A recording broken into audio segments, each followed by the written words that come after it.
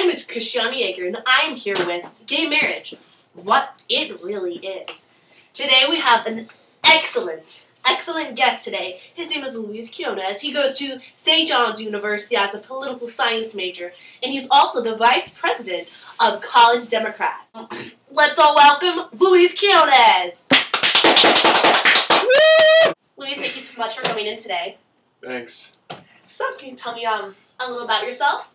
And starting off, how are you today? I'm doing great. Yeah, I am the Vice President of the College Democrats at St. John's.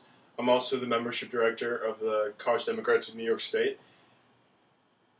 And I'm originally from St. Louis, and then now I go to school at St. John's. As you said before, political science major. That's great. So what is your opinion of gay marriage? To be quite honest, I think gay marriage is something that this country needs to work towards.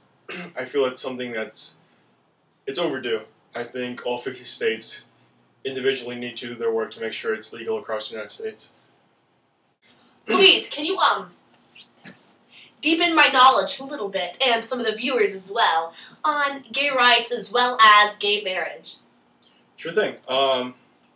Look, the issue of gay marriage is something that's really just come up in the past 10 years. Obviously, homosexuals have been, and the entire LGBT community has been part of the United States, but it hasn't been until recently that it's become more acceptable and has given a path for the LGBT community to go into states and say, hey, we want our rights. It wasn't until, 10 years ago, no gay could get married to another gay anywhere in the United States. Massachusetts was the first one to do it. I know Iowa's done it too, Vermont, New York, and there's 6 in total that have done it so far.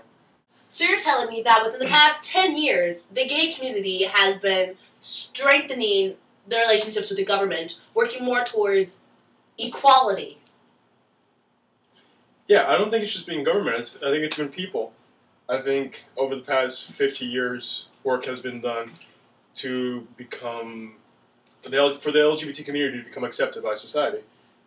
40 years ago, there was a scare of AIDS where people just were afraid of gays, really, and it wasn't okay for people to be gay.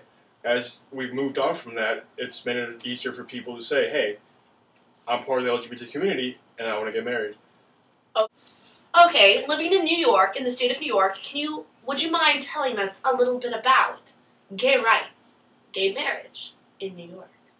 Take it away. People, when they think of liberal and progressive and gay rights, they think of New York.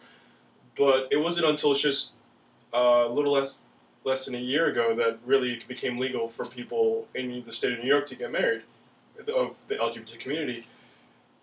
I believe it was in July of last year or August that it finally became legal.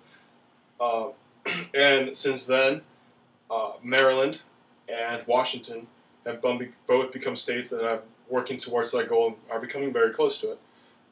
Okay, I have a question for you.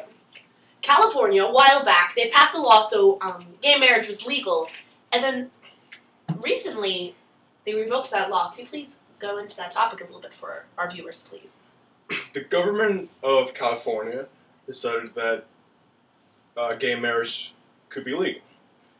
Now, the state of California has something that a lot of states have, and that's a proposition. In a proposition, the people can basically come together and form a vote and put something on the ballot that will usually amend the Constitution or pass a law.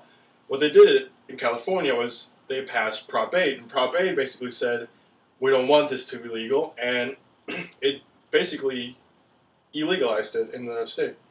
Wow. And it hasn't been until recently that it's still in courts, and we're still waiting to see where that'll end up. So, California has always been known as a very liberal state. So do you think when that was put on the ballot, do you think not many liberals and gay people in the state of California, they didn't really take it seriously, they didn't think it was actually going to pass? Do you think that's what happened? That's the number one issue that happened with it. People just figured, hey, it's California, there's no way this isn't going to pass. People stayed home, didn't go out and vote. And the people who really care about this issue were the ones who wanted for it to not be legal. And therefore, they came out, they voted against this, and it came to a very close vote, but in the end, Prop 8 passed, unfortunately. So, pretty much the moral of this little story with California is you should always vote. Absolutely. If you have the chance to vote, you should vote. Louise, what do you think the possible future of gay marriage in America? What do you think it comes down to? It comes down to the people. I think if the people decide, look, this is something that can happen or should happen, and more people become for it, and people who are against it become indifferent to it, it'll pass. People will be elected who say this has to happen, and eventually it will happen. I don't know if it will happen in every state, and I don't know how fast it will happen, but I hope that in the next 10 to 15 years, it'll be legal in a majority of the United States. Okay. So we're basically talking about pro-gay marriage all night. What are some points of people against gay marriage? The main point that I've heard was that it is unnatural and that gay marriage, or that marriage should be between one man and one woman, and that's the tradition, and that's what the United States should continue to do. However, another point that I haven't necessarily heard, but I found kind of curious is that if gay marriage does become legal, it'll mean that a lot of couples will get tax cuts that they don't actually get right now. And those be thousands of dollars that the United States will not get. Okay. Okay. So, a lot of the points that you said that were against gay marriage, they're all religious-based. However, our Constitution does say that there's a separation of religion and state.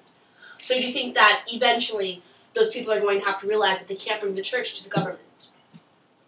Look, at the end of the day, they're allowed to believe whatever they think. And if they think it because they just think it or because of religion, ideals, it won't matter. As long as they believe it, they can fight for it. And they can elect people who believe the same things as they do and will fight against gay marriage. Okay. Thank you for this lovely interview, Louise Quiones. I really look forward to seeing you one day run for an elected position. And Thanks. thank you. Have a great day. You too. Tonight we had some really great points from our interviewee, Louise Quiones. We had a lot to think about, guests. And that's it tonight for Gay Marriage, What It Really Is.